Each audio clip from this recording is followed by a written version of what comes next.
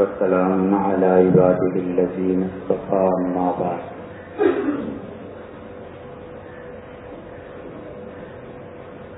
اللہ تعالی نے انبیاء علیہ الصلوۃ والسلام کو اس لیے مبعوث فرمایا کہ لوگ ان کے اعمال کو دیکھ کر اللہ تک پہنچنے کی راہ جانیں۔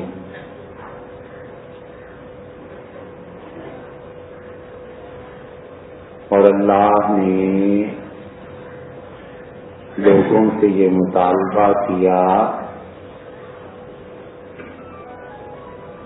کہ وہ اللہ کی راہ کو 3 اصلوں سے پہچانے۔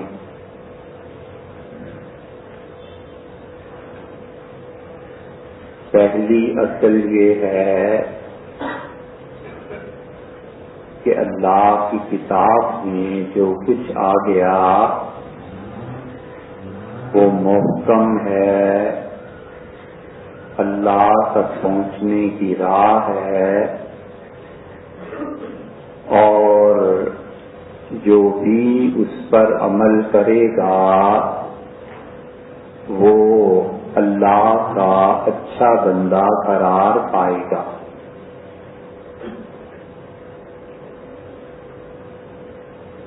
اللہ تعالی نے بعض احکامات بالکل ایک لفظ میں بیان کر دیے اور بعض احکامات کو شرع پر چھوڑ دیا کہ اللہ کے نبی علیہ السلام بتائیں کہ یہ کام کیسے کرنا ہے۔ قرآن اصول کی کتاب ہے، وہ یہ کہتا ہے کہ روزہ رکھو، اب روزے کو کن کن چیزوں سے افطار کیا جائے اور کیسے روزہ باطل ہوتا ہے، اس کی تصریح قرآن نہیں کرتا۔ قرآن یہ بتا دیتا ہے کہ لوگ اللہ کے نبی علیہ الصلوۃ والسلام کی اختیار کردہ چیزوں کو اپنا دیں اور پھر اس کے بعد نبی علیہ السلام نے کیا کیا چیزیں اختیار کی خدا اس کو بغیر تفصیل کے چھوڑ دیتا۔ تو اللہ تک پہنچنے کی ایک اصل خدا کی کتاب ہے کہ اللہ نے اپنی کتاب میں جو کچھ کہا بس اسے ماننا چاہیے۔ اللہ تعالی نے فرما دیا کہ فَصَلِّ لِرَبِّكَ، آپ اپنے پروردگار کے لیے نماز ادا کیجیے، وَانْحَرْ، اور قربانی کیجیے۔ قربانی کیسے کریں، جانور میں کتنے حصے ہوں گے، کون کون سے جانور قربانی کے لیے اچھے ہیں، اللہ نے اس کی تصریح نہیں کی۔ اور کسی صحابی رضی اللہ عنہ تک حضور صلی اللہ علیہ وسلم کا قول نہیں پہنچا اور اس نے کسی ایسے جانور کی قربانی کر دی جو اللہ نے اجازت نہیں دی تھی، تو بھی وہ اللہ کے ہاں قبول ہے، اس لیے کہ اس صحابی رضی اللہ عنہ کو علم نہیں ہوا۔ ہم یہ نہیں کہہ سکتے کہ ہر چیز کا علم فرض ہو گیا تھا۔ بہت سے صحابہ رضی اللہ عنہ تھے، انہوں نے زندگی میں ایک بار حضرت صلی اللہ علیہ وسلم کو دیکھا اور بس۔ ایک صحابی رضی اللہ عنہ نے ایک بار حضور صلی اللہ علیہ وسلم کو دیکھا تھا، جب انہوں نے دیکھا ان کا علاقہ فتح ہوا اور مسلمان 5 نمازیں پڑھ رہے تھے تو بڑے حیران ہوئے اور انہوں نے کہا کہ میں نے تو نبی صلی اللہ علیہ وسلم کو مکہ میں دیکھا تھا، وہ تو 2 نمازیں ہی پڑھتے تھے، یہ 3 نمازیں تم کہاں سے لے آئے؟ سیدنا بلال رضی اللہ عنہ نے عید الاضحیٰ کے موقع پر مرغا ذبح کیا تو لوگوں نے کہا یہ کیا ہے؟ انہوں نے کہا میری طرف سے قربانی ہے اللہ کے نام سے۔ حالانکہ سیدنا بلال رضی اللہ عنہ حاضر باش تھے حضور صلی اللہ علیہ وسلم کے، مگر یہ مسئلہ کہ کن کن جانوروں کی قربانی نہیں کی جا سکتی یہ ان کے سامنے نہیں آیا، نہ کسی نے بحث کی نہ انہوں نے سنا۔ انہوں نے کہا دیکھا کہ لوگ جانور ذبح کرتے ہیں تو انہوں نے بھی ایک جاندار ذبح کر دی۔ حالانکہ یہ جائز نہیں ہے، مگر کوئی یہ نہیں کہہ سکتا کہ سیدنا بلال رضی اللہ عنہ نے جان بوجھ کے ایسے کیا، کیونکہ ان کو کیا فرق پڑتا تھا؟ اگر وہ دمبا ذبح کر دیتے، جانور ذبح کر دیتے تو کوئی مسئلہ نہیں تھا، مسئلے کا علم نہیں ہو پایا۔ اور دوسری راہ جو لوگوں کو اللہ نے بتائی ہے اپنے تک پہنچنے کی اور حلال اور حرام کی تمیز کی، وہ اللہ کے رسول علیہ الصلوۃ والسلام کی سنت ہے، اور بتایا ہے کہ سنت میں یہ چیز ہے، حدیث میں یہ چیز آئی ہے۔ پھر محدثین بحث کرتے ہیں کہ یہ حدیث منسوخ ہو گئی یا نہیں، کینسل ہو گئی یا نہیں۔ حضور صلی اللہ علیہ وسلم نے 2 نمازیں پڑھی، صحابہ رضی اللہ عنہ 2 نمازیں پڑھتے تھے، عصر کی نماز اور فجر کی نماز، اور جب معراج ہوئی تو پھر 5 نمازیں ہوئیں، وگرنہ مکہ میں تو لوگ 2 نمازیں پڑھتے تھے۔ نماز پہلی مرتبہ فرض ہوئی جب وحی آئی، اور 5 نمازیں فرض ہوئی جب معراج ہوئی۔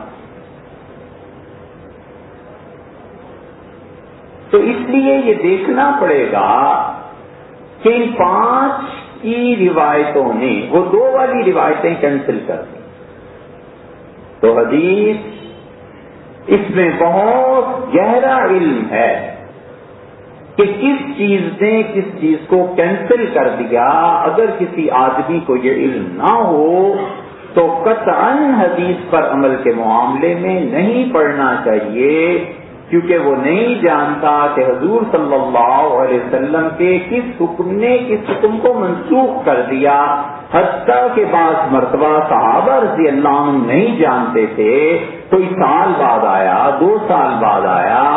ہم اپنے اس ذہنی خوف سے نکلیں، اس وقت ذرائع ابلاغ ایسے نہیں تھے، آنا جانا نہیں تھا، سڑکیں نہیں تھیں، جانور جو استعمال ہوتے تھے وہ سواری کے لیے ہر وقت میسر نہیں تھے، پیسے نہیں ہوتے تھے۔ اس دور میں جا کے آدمی سوچ، اتنا بڑا مسئلہ اٹھا جو ہر آدمی کے ساتھ، مرد اور عورت کے ساتھ پیش آتا ہے، کہ مرد اور عورت کا باہمی تعلق قائم ہوا، جائز یا ناجائز، اور فطری طریقے سے یا غیر فطری طریقے سے۔ تو صحابہ کرام رضی اللہ عنہم میں ایک پوری جماعت ایسی تھی جو یہ فتویٰ دیتی تھی کہ اگر آزاد چھپ جائیں اور انزال نہ ہو، آدمی فارغ نہ ہو، تو اس پہ کوئی غسل نہیں، وضو کرے اور نماز پڑھے۔ اور یہ طے نہیں ہوا یہاں تک کہ سیدنا عمر رضی اللہ عنہ کا دور آ گیا، اور سیدنا عمر رضی اللہ عنہ سے کسی نے آ کے کہا کہ فلاں آدمی مسجد میں یہ فتویٰ دے رہا ہے تو عمر رضی اللہ عنہ نے اس لڑکے کو بلایا اور پوچھا کہ یہ کیا فتویٰ ہے؟ اس نے کہا امیر المومنین میں نے اپنی طرف سے نہیں دیا، میرے چچاؤں نے مجھے یہی تعلیم دی۔ فرمایا تمہارے چچا یہ جتنے تھے حضور صلی اللہ علیہ وسلم کی خدمت میں اتنا حاضر نہیں ہوتے تھے جتنا ہم ہوتے رہے، لیکن امیر المومنین رضی اللہ عنہ کی عادت نہیں تھی کہ لوگوں پر جبرن مذہب کو ٹھونس دیں۔ وہ کہتے تھے شورا بلاؤ، مشورہ کرو، مفتیوں سے پوچھو، اور جب چھنائی ہو جاتی تھی مسئلے کی اور بات پھٹک کے سامنے آ جاتی تھی پھر فرماتے تھے اب اس کے خلاف کوئی چلے گا تو ہم سزا دیں۔ سب کو بلایا گیا، سیدنا علی رضی اللہ عنہ کو بھی بلایا گیا اور بہت اچھی انہوں نے رائے دی۔ انہوں نے کہا حضور صلی اللہ علیہ وسلم بھی تو بشر تھے، ان کو بھی یہ مسئلہ پیش آیا ہوگا، کیوں نہ رسول اللہ صلی اللہ علیہ وسلم کی بیویوں سے پوچھ۔ چنانچہ قاصد پوچھنے گیا اور ام سلمہ رضی اللہ عنہ نے کہا کہ میرے ساتھ کبھی حضور صلی اللہ علیہ وسلم کا ایسا تعلق نہیں ہوا، وہ فارغ ہوتے تھے نہا لیتے۔ پھر عائشہ رضی اللہ عنہ سے پوچھا گیا تو انہوں نے کہا ایسے ہوتا تھا، اور رسول اللہ صلی اللہ علیہ وسلم نے فرمایا تھا پہلے کہ الماء بالماء، پانی کو ضروری کر دیتا ہے، غسل واجب ہو جاتا ہے، اور پھر نبی کریم صلی اللہ علیہ وسلم فتویٰ دیتے تھے اور فرماتے تھے کہ محض اعضاء کے چھپ جانے سے بھی غسل واجب ہو جاتا ہے، چاہے وہ فارغ ہوا یا نہیں ہوا۔ حضرت عمر رضی اللہ عنہ نے اس فتوے کی تشہیر کی اور انہوں نے کہا کہ آئندہ اگر اس کے خلاف کسی نے فتویٰ دیا تو پھر عمر درے سے خبر لے گا۔ چنی چنائی بات نکل آئی، اس لیے ایک آدمی حدیث کی کتاب پڑھتا ہے اور کہتا ہے کہ حدیث میں کیا آیا ہے، بالکل آیا ہے، لیکن اس حدیث کو کسی اور حدیث سے منسوخ تو نہیں کیا۔ اب اتنا علم بہت وسیع مطالعہ چاہتا ہے، اور مسلمان مطالعہ بہت دور کی بات ہے، جن کا کام ہے پڑھنا وہی نہیں پڑھتے، جن کو فتویٰ دینا ہے وہی نہیں پڑھتے۔ ڈاکٹر پڑھتے ہیں، نئے سے نئے نسخے سامنے آتے ہیں، دوائیاں سامنے آتی ہیں، وہ پبلک کو دیتے ہیں، ٹرائی کرتے ہیں۔ انجینئر نئی سے نئی تعمیرات میں نظریات پیش کرتے ہیں، سائنس نظریات پیش کرتی ہے۔ باٹنی، زالوجی میں آپ دیکھیں، جن جن بچوں کا فیلڈ ہے نئی سے نئی بات آپ کے سامنے رکھیں گے، ایک لے دے کر جو اس دین کے وارث اور اہل ہیں ممبر پہ بیٹھنے والے یہ نہیں پڑھتے۔ کوئی قصے کہانیاں جو 60 برس 100 برس پہلے تھے وہی اب بھی ہیں۔ وہ دور ایسا تھا کہ سورس انفارمیشن کا صرف ایک تھا اور وہ مولوی صاحب کی زبان تھی گاؤں میں، بس ایک ذریعہ علم حاصل کرنے کا تھا، بس لوگ چلے جاتے تھے مسجد اور جو مولوی صاحب نے کہہ دیا بس وہ علم کا ذریعہ تھا، ایک ہی۔ پڑھتے کون تھا اور چھاپا خانے کہاں تھے اور ترقیاں کہاں تھیں؟ دور بدلا اور 80 کے بعد اور پھر بہت بڑی تبدیلی آ گئی 94 95 کے بعد 90 کے بعد۔ اب سورس علم کے ذرائع بہت ہو گئے۔ آپ ایک بات کریں، بچے انٹرنیٹ پہ جا کر بیٹھ جاتے ہیں، کہتے ہیں یہ بات کہاں آئی ہے، بچے خود پڑھتے ہیں بخاری اور کہتے ہیں کہ حضرت فلاں جگہ یہ آیا ہے، فلاں نے یہ لکھا ہے۔ اب مولوی صاحب کی گاؤں میں زبان نالج کا سورس اکیلا واحد نہیں رہی، اب بہت سورسز آ گئے۔ اب وہ آئے گا، شہر میں بات کرے گا، لوگ آپس میں بحث کریں گے۔ وہ جو ایک جبر کا نظام نافذ کیا ہوا تھا مولویوں نے وہ ٹوٹ گیا۔ اس کے لیے ضرورت تھی کہ ہم لوگ پڑھتے اور ہمیں پتہ ہونا چاہیے کہ ہماری نئی نسلیں ان روایتی قصوں کو نہیں سننا چاہتی، نہ وہ سنیں گی۔ ایک دو مرتبہ سن لیا اور آئندہ وہ جمعے میں اس وقت آئیں گے جب عربی کا خطبہ ہوگا، نہ وہ سمجھے نہ یہ سمجھے۔ واجب پورا کیا، گھر لوٹے، اور اگر پڑھے گا، مطالعہ کرے گا اور وقت کے ساتھ چلے گا تو لوگوں کے دل میں اب بھی اللہ کی محبت ہے، لوگوں کے دل اب بھی اسلام کو سننا چاہتے ہیں، لوگوں کو اب بھی علم سے محبت ہے، وہ چاہتے ہیں کہ صحیح رہنمائی منبر سے ہو، اور اگر ہوگی تو کوئی وجہ نہیں ہے کہ لوگ نہ سنیں۔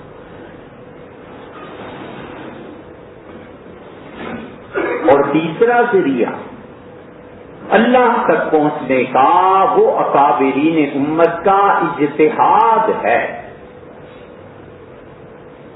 کہ مجتہد دلائل کو سامنے رکھ کر وہ فتویٰ دیتا ہے اس بات پہ کہ کیا ہے اور کیا نہیں ہے۔ مجتہد کا دماغ، اس کی عقل، اور اللہ نے جو اسے نور سجھایا ہوتا ہے، اور عمر کا تجربہ اور دقت نظر، ایک ایک پہلو کو دیکھنا اور پھر مسئلے کو بیان کرنا، یہ مجتہدین پہ ختم۔ اب بھی اجتہاد ہوتا ہے چھوٹے پیمانے پہ مسائل، یہ جو کہتے ہیں کہ اجتہاد ختم ہو گیا، اس بات کو سمجھنا چاہیے جب تک دنیا کی ترقی قائم ہے اور نئے سے نئے مسائل ہمارے سامنے آتے ہیں روز مرہ زندگی میں، تب تک اجتہاد قائم رہے گا۔ اجتہاد ختم کون کر سکتا ہے؟ بینکنگ کا مسئلہ آ گیا، اب مسئلہ آ گیا ہے یورپ میں کہ بڑے بڑے مرد اور خواتین ایگز اور یہ چیزیں محفوظ کرا دیتے ہیں کہ 200 سال کے بعد میرا بچہ اس سے پیدا ہونا چاہیے۔ اب بتاؤ یہ جائز ہے یا نہیں؟ کون کہہ سکتا ہے کہ اجتہاد ختم ہو گیا؟ وہ جو کہتے ہیں حضرت شاہ ولی اللہ رحمۃ اللہ علیہ وغیرہ اور یہ حضرات، اس کا مطلب یہ ہے کہ جو اصول میں اجتہاد ہوتا تھا کسی زمانے میں، اتنے بڑے بڑے لوگ تھے، وہ اب نہیں رہے۔ اگر اب بھی ایسے لوگ پیدا ہو جائیں تو پھر ہو جائے، اور چھوٹی موٹی باتوں میں تو اجتہاد رہتا ہی ہے۔ مجتہد کی نظر اتنی باریک ہوتی ہے کہ فقہا نے لکھا ہے ایک عورت ہے، اس کے ایام 10 دن اور 10 راتیں، یہ عملی زندگی کے مسائل ہیں، ہر ایک کو پیش آتے ہیں، اور تعلیم حاصل کرنی چاہیے۔